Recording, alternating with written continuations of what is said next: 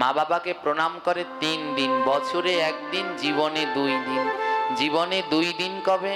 বছরে 1 দিন করে হলো গিয়ে বিজয়া দশমীর দিন, দুর্গা পুজোয় দশরা হয়, ধান দুর্বা দেয়, ওই দিন প্রণাম করে। আর জীবনে 2 দিন, একদিন বিয়ে করতে যায় ছেলে, ওদিন প্রণাম করে যায়, তাও 1 হাত দিয়ে, যীশু খ্রিস্টের প্রণাম।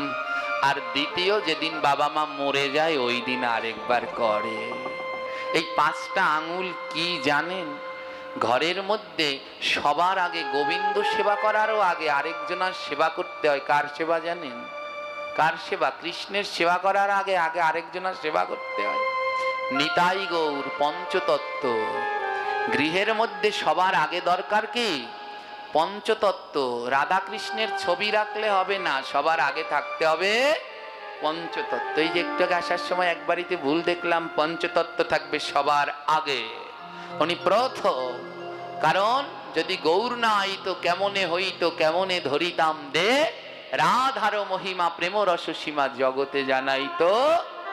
যদি ওই গৌর নিতাই পঞ্চতত্ত্ব না আসতো, তাহলে কোনোদিন রাধা কৃষ্ণকে আমরা জানতেও পারতাম না।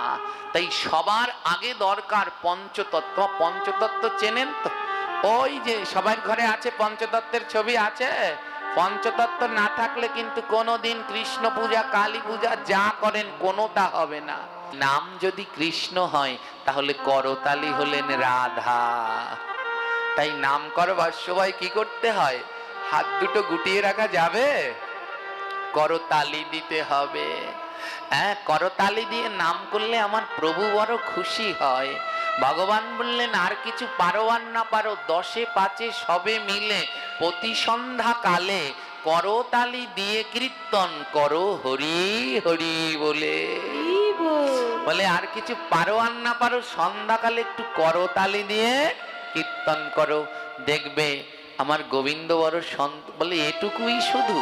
এই করতালি দিলে এর উপকারের শেষ নাই। আমাদের হাতের ভিতরে 9খানা গ্রহ আছে। কয়টা গ্রহ? 9টা। এই 9 গ্রহের অনুসারে আমরা চলি। যখন বিপদে পড়ি জ্যোতিষীর কাছে যাই, গুণিনের কাছে যাই, হাত দেখাই। জ্যোতিষী হাত দেখে বলে আপনার বৃহস্পতি খারাপ, তার জন্য আপনার ব্যবসা বাণিজ্য ভালো না, আপনার ব্যবসা বাণিজ্য ভালো হচ্ছে না, টাকা পয়সা থাকছে না, তাহলে আপনার হাতের বৃহস্পতি খারাপ। জ্যোতিষী বললেন একটা পাথর পড়তে হবে। কি নাম? পোকরাজ। আংটি বানিয়ে এই আঙুলে পরবেন।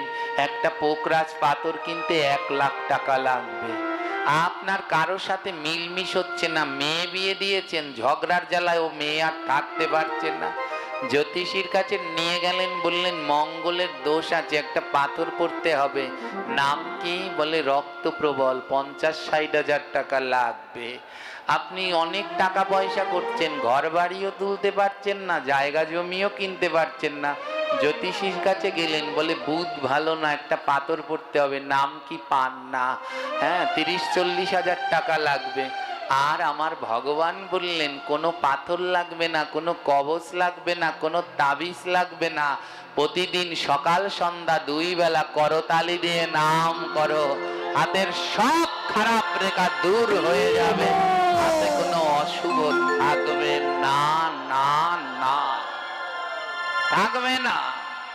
প্রতিদিন সকাল সন্ধ্যা করতালি দিয়ে একটু নাম করো।